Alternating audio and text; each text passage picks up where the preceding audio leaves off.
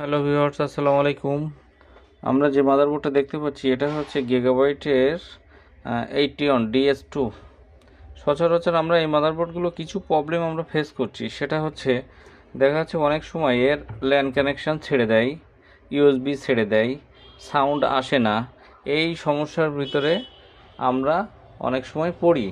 এই সমস্যাগুলো সলভ করতে গেলে আমাকে প্রথমত যে কাজ করতে হবে, আমাকে ল্যান যদি না পাই তাহলে আমাকে এই যে আইসিটা দেখছেন এটা হচ্ছে ল্যান আইসি, এটা সাউন্ড আইসি, আর এখানে ইউএসবির আইসি এগুলো থাকে। ইউএসবির আইসিগুলো এখানে নাই, ওঠানি।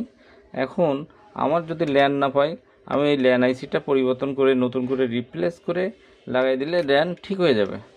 তারপর সাউন্ড যদি না পাই, এই সাউন্ড আইসিটা নতুন করে রিপ্লেস করে লাগাই দিলে ঠিক হয়ে যাবে। এই সমস্যাগুলো খুব বেশি সমস্যা না, এগুলো আমাদের একটু বোঝার সমস্যা। আমরা একটু ধৈর্য ধরে এই জিনিসগুলো যদি সুন্দরভাবে দেখি, ইনশাল্লাহ সমাধান হয়ে যাবে। তাই বলে ল্যান না পাইলে আমাকে ল্যান সাথে সাথে ল্যান আইসি চেঞ্জ করতে হবে, এটাও বিষয় না। সাউন্ড না পাইলে সাউন্ডের সাথে সাথে সাউন্ড আইসি চেঞ্জ করতে হবে, এটাও কোনো বিষয় না।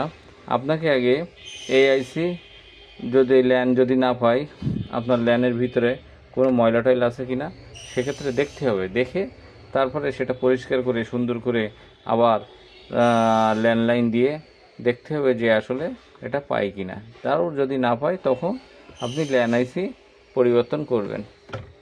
সবাইকে অসংখ্য ধন্যবাদ। আসসালামু আলাইকুম।